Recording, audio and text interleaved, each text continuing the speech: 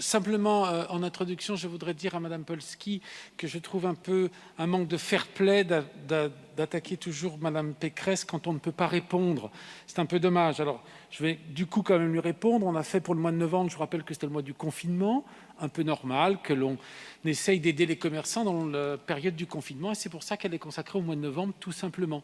Et la deuxième attaque de Madame Polski est de dire qu'on ne le fait pas pour les bailleurs publics. Elle l'a dit d'ailleurs dans son développement que les bailleurs publics avaient proposé des déductions, et donc on n'allait pas ajouter encore des aides à des déductions. Et la troisième chose que je dirais, c'est le plébiscite de cette mesure, puisqu'en fait, à ce jour, nous avons plusieurs dizaines de milliers de demandes, alors que le processus a été ouvert il y a une semaine. Donc j'aimerais que Mme Polski, quand elle veut attaquer le débat de la région, et je suis tout à fait prêt à le prendre, elle puisse nous le faire quand nous avons un temps de parole.